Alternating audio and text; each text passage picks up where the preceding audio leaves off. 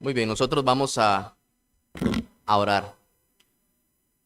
Amado Padre Celestial, venimos ante ti en esta mañana. Primeramente te doy gracias, oh Señor, por el día de reposo que tú nos concedes. Ayúdanos realmente a reposar de todas nuestras obras y a encontrar descanso solamente en ti. Gracias por el pueblo que usted ha reunido, oh Señor, porque aunque somos un grupo pequeño, es tu gracia la que está operando y guiando en nuestros corazones. Sabemos que donde abundó el pecado, sobreabunda la gracia. Suplicamos también, oh Dios, que tú me des sabiduría para exponer con claridad la enseñanza de esta mañana, que sea realmente de mucha bendición, de mucha edificación, de provecho para el alma y para el entendimiento. Libra, oh Señor, las mentes de confusión, oh Padre. Y más bien, si hay confusión en las mentes, que por medio de la exposición de este capítulo, los corazones sean más bien aclarados y haya paz en la vida de cada uno que lucha por esa certeza y esa seguridad de salvación. Clamo estas cosas en el glorioso nombre de tu Hijo Jesucristo. Amén. Muy bien, vamos a la confesión, el párrafo 2 de esta mañana, capítulo 18, trata de la seguridad de la gracia y de la salvación.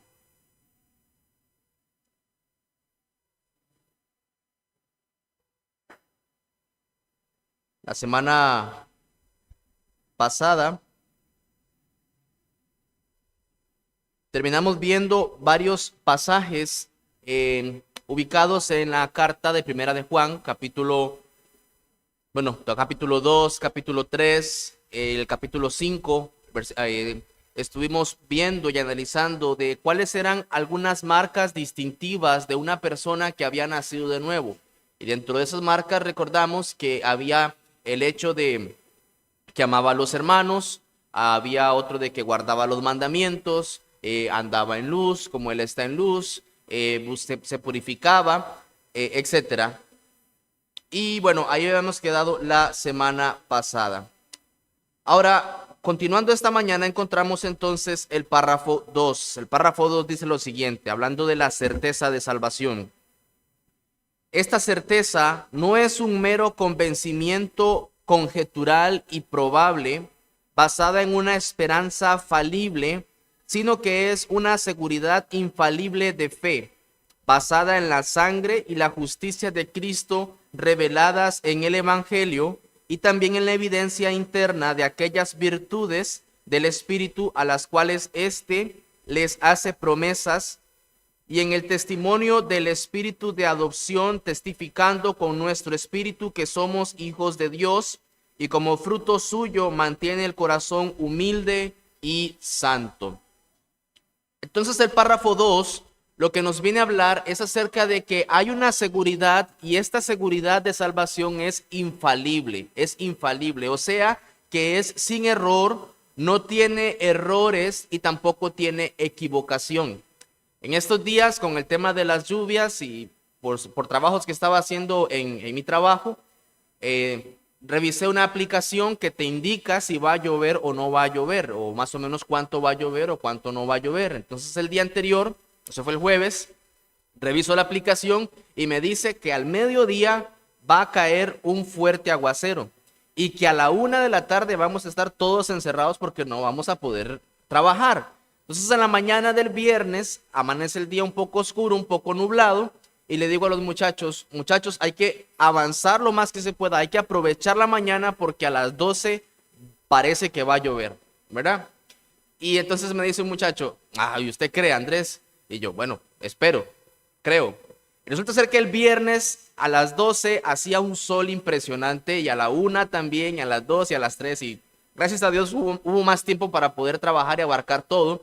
Pero mi esperanza estaba en una aplicación y realmente esa aplicación era falible. Esa aplicación me falló, me traicionó. Ahora, la esperanza de la salvación es infalible más bien, o sea, no tiene un error, no hay como un grado, no tiene una equivocación, no hay como un porcentaje, no descansa en una probabilidad. ¿Es probable o no es probable? Le dicen a uno en estadística. ¿Qué tan probable es que suceda o que no suceda? Bueno, aquí no, aquí realmente descansamos en esto. Y ahora hay un hecho, el párrafo 2 nos dice ¿Cuál es el hecho de esta infalibilidad? ¿En qué descansa de que sea algo 100% seguro?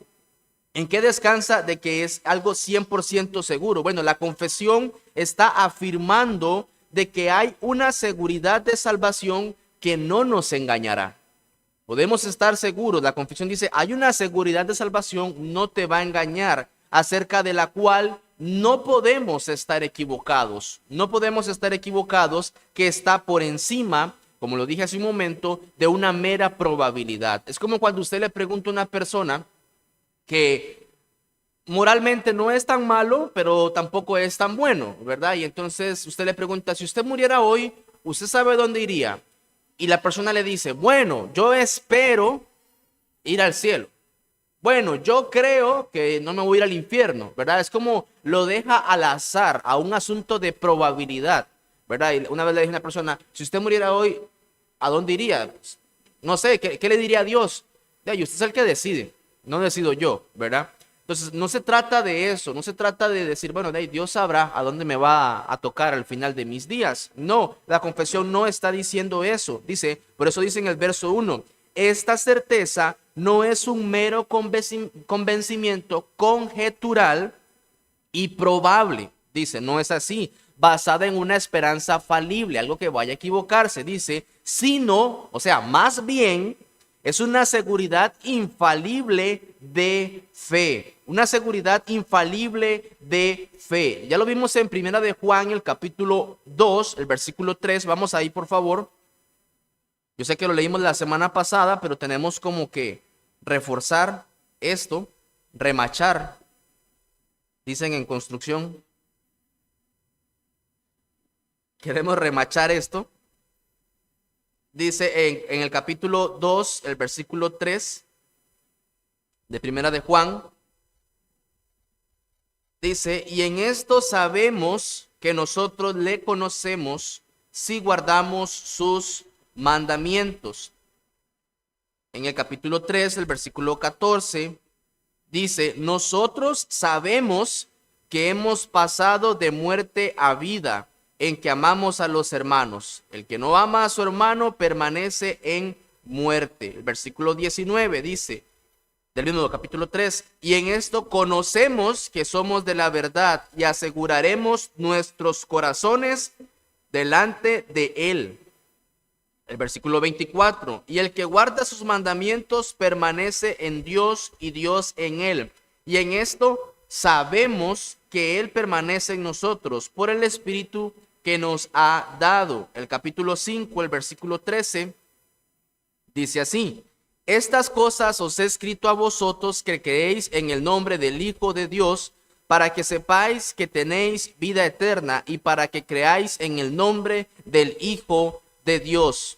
De hecho, en el versículo 12 dice, en el capítulo 5, el que tiene al Hijo tiene la vida. El que no tiene al Hijo de Dios no tiene la vida. Entonces, hay una serie de frases que son muy claras y dice, sabemos. Yo lo dije la semana pasada, sabemos, ¿verdad? Y uno dice, ay, ustedes sí son bien arrogantes, ¿cómo pueden creer tan seguros de que son salvos y que van a irse al cielo, ¿verdad? Y uno dice, es que eres tan bueno. No, yo es que no soy tan bueno, obviamente. Obviamente yo sé que no soy tan bueno, obviamente yo sé que no soy perfecto, obviamente yo sé que no soy santo. Y más bien es santo en un sentido de que no peca, ¿verdad? Y obviamente esas cosas a un verdadero creyente lo afligen. Un verdadero creyente se encuentra en esa aflicción porque todavía sigue pecando, porque todavía sigue recayendo, porque todavía sigue luchando, ¿verdad? Pero dice, yo no descanso en mi obra, yo descanso en la obra de Jesucristo.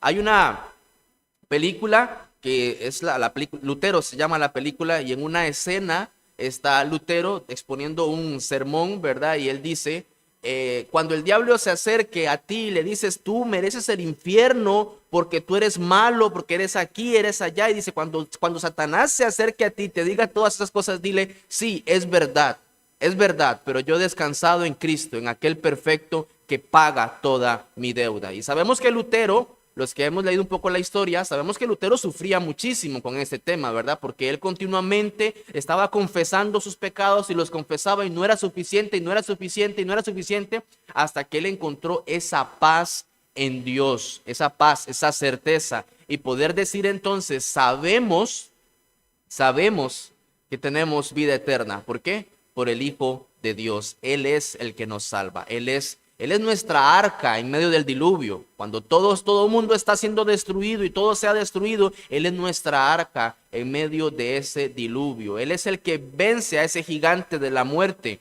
Él es ese David. Él es el que realmente nos vence y nosotros somos ese pueblo atemorizado que no sabemos cómo pelear con ese gigante Goliat. Bueno, Él lo venció y nosotros por Él tenemos victoria. Nosotros por Él podemos gozar. Es lo que el apóstol Juan les está diciendo a los lectores de su carta. En el versículo 13 les dice: estas cosas os he escrito a vosotros que creéis en el nombre del Hijo de Dios, para que sepáis, dice. O sea, yo quiero que ustedes sepan una cosa, dice Juan. Yo quiero que ustedes sepan que ustedes, al creer en el nombre del Hijo de Dios, tienen vida eterna. Tienen vida eterna. Dice, y para que creáis, dice, no solamente quiero que sepan que tienen vida eterna, o sea, para que crean, dice, pero es que yo estoy creyendo, sí, pero refuerce ese convencimiento, refuerce esa fe, refuerce esa certeza de lo que espera, refuerza esa convicción de lo que no se ve, refuerza esa fe en el Hijo de Dios, como que Él es el único que lo puede salvar, la única persona en el que usted y yo podemos descansar. Por eso por eso la confesión dice que esa salvación, esa seguridad es infalible. Por eso es que es infalible. Ahora, esto lo expresa negativamente. La confesión hace una expresión de manera negativa. ¿Cómo es eso? Bueno, la confesión dice, no es un mero convencimiento conjetural y probable, basada en una esperanza falible. No es algo que va a fallar, dice. Y lo expresa también positivamente. Dice, es una seguridad. Es una seguridad infalible de fe, y esta seguridad tiene entonces una serie de raíces. O sea, la seguridad de la salvación tiene una serie de raíces, está firme, es como un árbol que está firme, porque sus raíces son realmente firmes. Ahora, son raíces de un árbol que se encuentran vivas. ¿Me explico? Porque puede haber un árbol que tiene unas raíces muy grandes, pero el árbol está muerto, las raíces no le van a sostener. Pero en este caso son las raíces de un árbol que se encuentra vivo. ¿Y cuáles son esas raíces? Bueno, las raíces de la infalibilidad es primeramente las promesas del evangelio. Veamos lo que dice el párrafo mismo 2, pero el verso 2 dice, basada en la sangre y la justicia de Cristo, reveladas en el evangelio. Basadas en estas cosas es que se descansa la infalibilidad o la seguridad de la salvación, en lo que el evangelio nos está mostrando, en lo que el evangelio trae a la luz a nosotros. Dice, todas las promesas del Señor Jesús, dice un himno, ¿verdad? Todas las promesas del Señor Jesús son apoyo poderoso de mi fe. Dice, mientras viva aquí cercado de su luz, siempre en sus promesas confiaré. Grandes, fieles, las promesas que el Señor Jesús ha dado, es lo que dice. Ahora, ¿cuáles son esas promesas? ¿Que no te vas a enfermar? ¿De que te va a ir bien en la vida? No, las promesas del evangelio son de que todo aquel que en él cree no se va a perder y va a tener vida eterna. Esas son las promesas del evangelio, y eso es suficiente. Eso debería ser suficiente para cualquier persona en tener una paz y una completa seguridad. De hecho, el pastor hace unos días atrás hablaba acerca de la mujer que tenía flujo de sangre, y ella dice, bueno, si tan solo tocare el borde de su manto, dice ella, seré salva. Entonces ella estaba descansando, y cuando Cristo vuelve y dice, hija, tu fe te ha sanado, y otro dice salvado, ¿verdad? O sea, ella creyó plenamente en Cristo para salvación, ¿verdad? Entonces también cuando vemos a los ciegos, que estaban ahí, que Jesús pasaba, le decía, Señor, hijo de David, ten misericordia de mí, ten misericordia de mí. Ahora, uno dice, ¿qué estaba pidiendo esa persona? ¿Ser sanada o ser salvada? ¿verdad? Obviamente una persona que está en una condición de decadencia física en la que no pudo trabajar, posiblemente se veía a sí mismo como una persona que ya estaba a punto de morir. Es probable. Entonces, cuando piden esa misericordia, yo quisiera pensar que están pidiendo más bien, Señor, me voy a morir, sálvame. Ahora, en cualquiera de los dos escenarios, el Señor ciertamente los curaba y también los salvaba. El Señor realmente hacía la obra completa. Entonces, estas son realmente las promesas en las que, esas son, perdón, realmente las raíces en las que descansa nuestra seguridad, en lo que vemos en el Evangelio. Y es que la sangre de Cristo y su justicia son el contenido de las promesas. Tanto la sangre de Cristo como su perfecta justicia son las que hacen que la seguridad sea infalible, sea completamente segura. Recuerda lo que dijo el hombre cuando estuvo en la cruz colgado. Dice, este hombre ningún mal ha cometido, dijo. Este ningún mal ha hecho. Cuando estuvo también el otro, el soldado, dijo, verdaderamente este era hijo de Dios. Por todo lado en las escrituras encontramos, dice que la Biblia también nos muestra en diferentes textos de que no hallaban falta en él. Pilato decía, no veo falta en él. Herodes también decía lo mismo.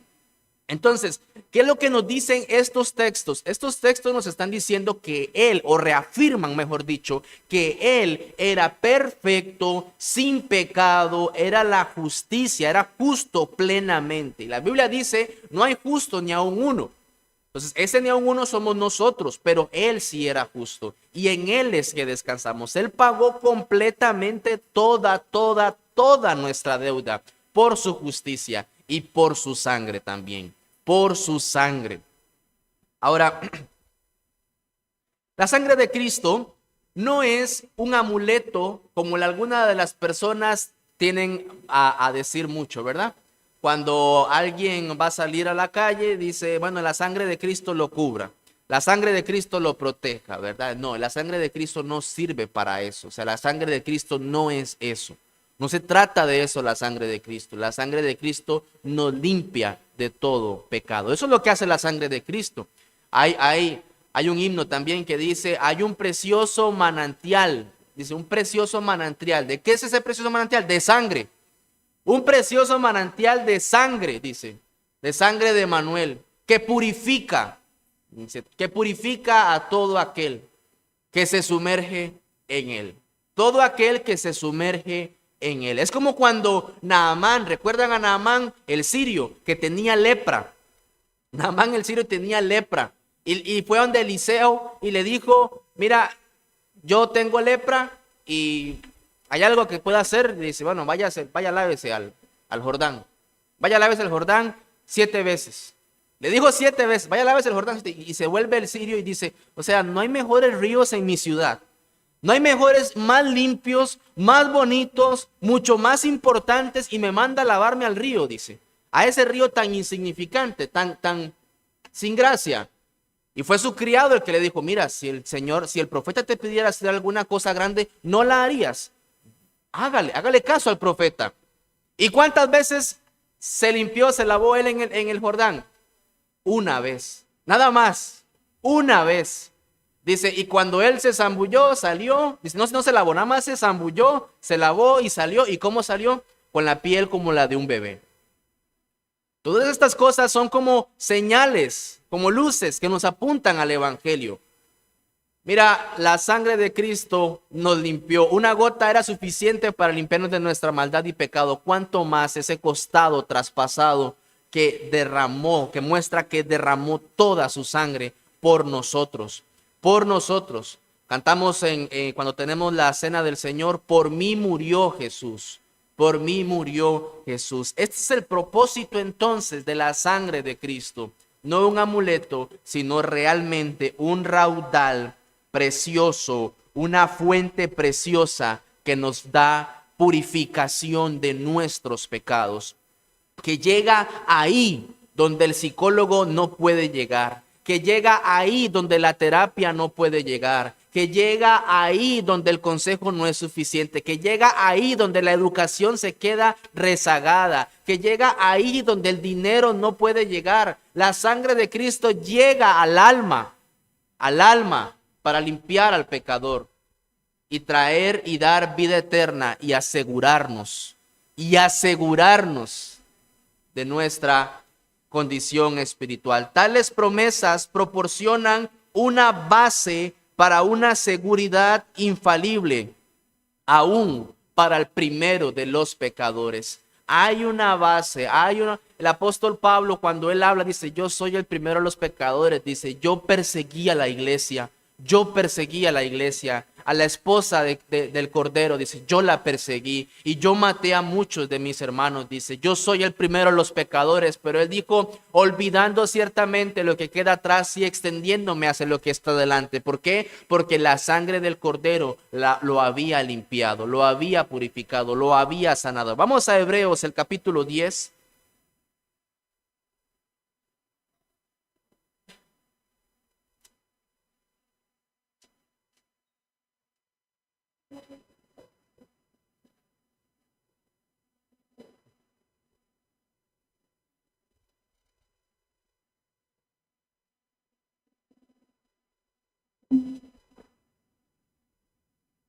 El versículo 14. Hebreos 10, 14.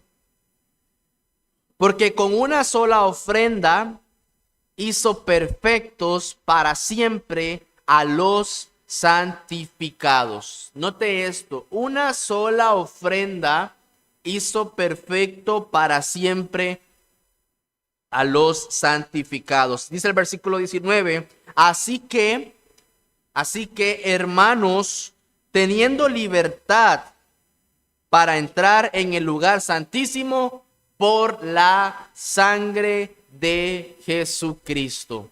Hay una libertad para entrar a ese lugar santísimo. Esa ofrenda derramó esa sangre y esa sangre es perfecta para que podamos entrar entonces al lugar santísimo. Ese lugar donde está el Señor Jesucristo. Cuán absolutas, cuán perfectas son entonces la sangre de Cristo y el Evangelio, las promesas que están en el Evangelio.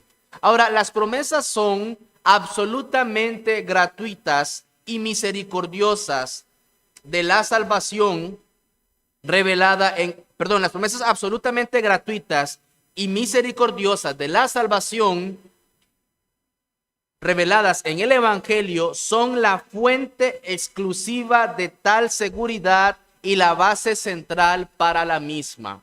Una cosa que tenemos que entender es esto, y es que las promesas de Dios no se pueden comprar.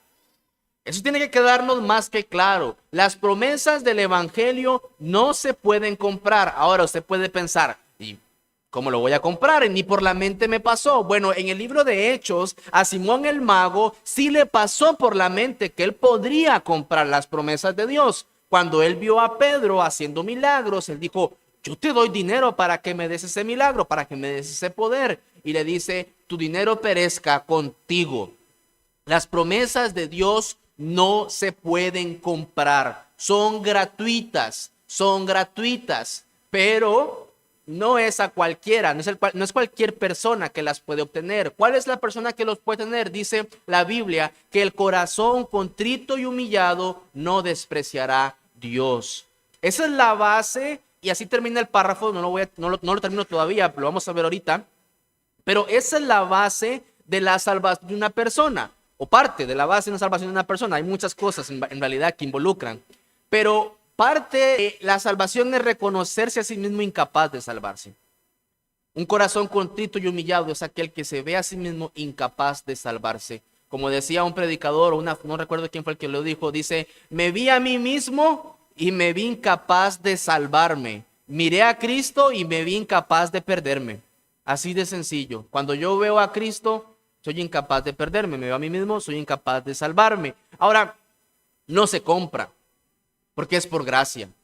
Es por gracia. El Señor derrama esa gracia. Y entonces, ¿qué debo hacer? Si no lo puedo comprar, si no depende de mí, si no se trata de mí, ¿qué debo hacer? Suplicar y clamar al Señor, como oraban los puritanos. ¿Recuerdan el regalo de las lágrimas? Los puritanos tenían algo que llamaban el regalo de las lágrimas. y ellos oraban y oraban para que el Señor les diera ese arrepentimiento, porque el arrepentimiento también es un don de Dios. Y los puritanos clamaban, danos ese arrepentimiento, dame el regalo de las lágrimas. ¿Por qué el regalo de las lágrimas? Porque normalmente el arrepentimiento viene acompañado de lágrimas. Porque normalmente el arrepentimiento viene acompañado de ese profundo quebranto, esa profunda tristeza de su corazón, del corazón, perdón. Otra vez cito al Progreso del Peregrino, que en una ocasión está cristiano y estaba llorando y le dice el predicador, mira, entonces el cristiano se levanta y se limpia las lágrimas y le dice, mira, no te limpies las lágrimas, a veces esas te ayudan a ver mejor. A veces esas son las que te ayudan a ver mejor. O sea, el evangelio es gratuito, pero necesitamos venir ante Dios con esta condición de arrepentimiento. Y son las bases, la gracia del Señor, la salvación, la sangre de Cristo, perdón, es la seguridad y la base central para estar tranquilos y confiados en Él. Ahora, hay otras dos raíces más y voy a darlas rápidamente. Dije entonces que eran las promesas del evangelio, que son la sangre de Cristo, y también otras dos raíces más son las marcas de la gracia. Hay unas marcas de la gracia. Vamos a 2 de Pedro, el capítulo 1.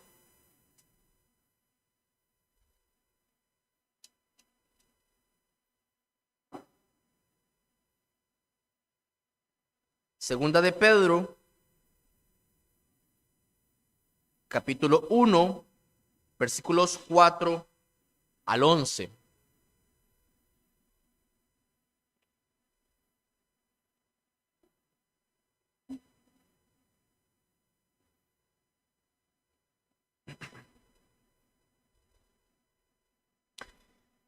Dice así, por medio de las cuales nos ha dado preciosas y grandísimas promesas, para que por ellas llegaseis a ser participantes de la naturaleza divina, habiendo huido de la corrupción que hay en el mundo a causa de la concupiscencia. Vosotros también, poniendo toda diligencia, por esto mismo añadid a vuestra fe virtud, a la virtud conocimiento, al conocimiento dominio propio, al dominio propio paciencia, a la paciencia piedad, a la piedad afecto fraternal y al afecto fraternal amor.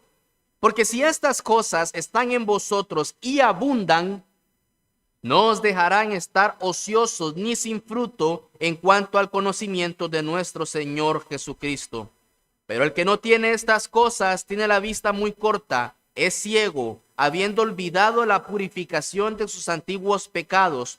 Por lo cual, hermanos, tanto más procurad hacer firme vuestra vocación y elección, porque haciendo estas cosas no caeréis jamás, porque de esta manera os será otorgada amplia y generosa entrada en el reino eterno de nuestro Señor y Salvador Jesucristo. Hay unas marcas que identifican a un cristiano verdadero y que también dan esa seguridad, o apoyan, mejor dicho, esa seguridad del alma. Y son estas: un constante crecimiento en la gracia y en la santificación. Estas cosas realmente nos dan evidencias o marcan realmente para entender que la gracia de Dios ha sido en la vida de nosotros. Ahora, más adelante en los párrafos, en el párrafo 4, por ejemplo, vamos a estar viendo de que la seguridad puede ser variable, pero es un asunto aparte de lo que estoy hablando ahorita y lo voy a explicar en su momento.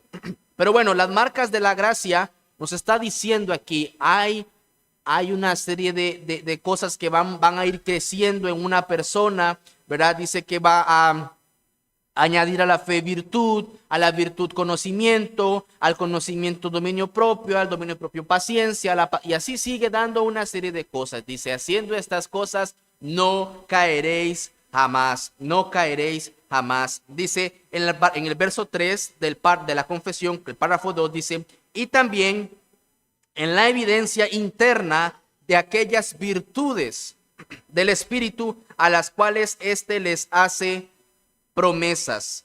Me refiero a estas marcas, como acabamos de leer. Y dice el verso 4, y en el testimonio del Espíritu de adopción, testificando con nuestro espíritu que somos hijos de Dios. Hay una tercera raíz y es el testimonio del Espíritu Santo, es lo que dicen los autores de la confesión. Vamos a Romanos, el capítulo 8.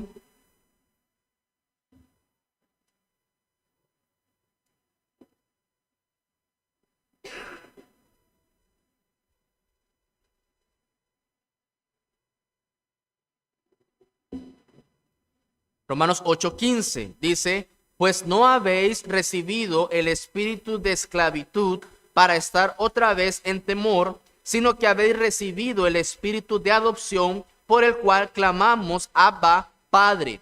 Es el espíritu mismo, da testimonio a nuestro espíritu de que somos hijos de Dios. Entonces, está el testimonio del espíritu mismo. Hay una obra del Espíritu Santo obrando en nosotros para hacernos hijos de Dios. Cuando vimos el tema de la adopción, explicamos lo que significaba esta expresión Abba Padre, y no es como algunas personas creen que significa papito, no es eso lo que significa. Lo que está diciendo es que clamamos como Cristo clamó en la cruz, Padre, como clamó Cristo cuando estaba orando en el monte Getsemaní, cuando él estaba en el huerto, perdón. Cuando él estaba orando, él decía Padre, Abba. La misma expresión es la que usa el Espíritu en nosotros. Clamamos, somos hijos de Dios. El Espíritu Santo está morando en nosotros, nos confirma y nos da esa seguridad. La obra del Espíritu Santo nos confirma nuestro espíritu también. Y no es un asunto ahí como una voz audible ahí media mística que le habla a nuestro oído. No. Es una obra del Espíritu Santo que nos convence continuamente de que el Señor ha hecho una obra perfecta, completa y suficiente en nuestras vidas. Vamos a primero a los Corintios capítulo 2.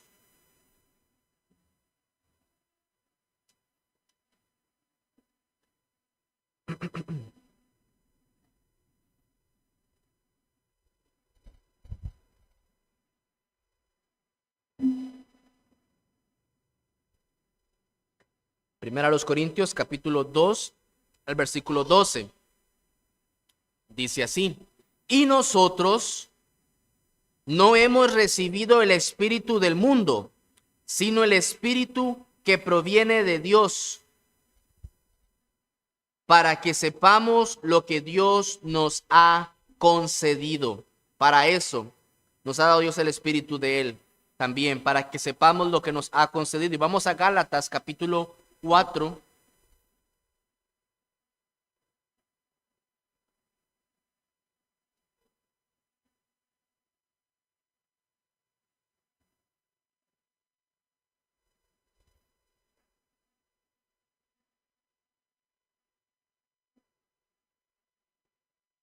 Dice el versículo 6 y 7. Y por cuanto sois hijos, Dios envió a vuestros corazones el espíritu de su Hijo, el cual clama, Abba, Padre. Así que ya no eres esclavo, sino hijo. Y si hijo, también heredero de Dios por medio de Cristo. Entonces, la seguridad descansa en las promesas del Evangelio, en las marcas de la gracia y también en el testimonio de la obra del Espíritu Santo. Y dice, y como fruto suyo, termina la confesión diciendo lo siguiente, como fruto suyo mantiene el corazón humilde y santo. Humilde y santo. Mis amados, hay algo que nosotros tenemos que entender y saber y reconocer, es que por nosotros no seremos salvos nunca. Por eso nos mantenemos humildes. Por eso tenemos que decir, es que usted cree que va al cielo. ¿Qué clase de arrogancia? No, al contrario. Como decía un predicador, decir que soy cristiano es decir, tener un letrero en la frente que dice, soy un vil pecador y necesitaba de alguien que me salvara. Eso significa ser cristiano. Decir, yo no me podía salvar a mí mismo. Eso es mantenerse con un corazón humilde. Es la obra del Espíritu que nos mantiene con un corazón humilde para decir, Señor, si quieres puedes limpiarme. Señor, si quieres puedes salvarme. Y el Señor en su gracia extiende y dice, quiero, sé limpio. Y nos hace santos delante del Padre. Oremos. Nuestro buen Dios, descansamos, como acabamos de leer y meditar, en la obra de tu Hijo Jesucristo. Él nos da esa seguridad. Nos podemos descansar en la obra de Él, Señor, aunque nosotros aunque nos veamos a nosotros mismos incapaces, aunque nos veamos a nosotros mismos insuficientes, porque eso es lo que somos realmente. Descansamos en la obra de Cristo Jesús, aquel perfecto a quien tú enviaste en rescate, porque ciertamente lo enviaste en rescate de nuestra alma. Estábamos perdidos, oh Señor. Gracias por esa bondad.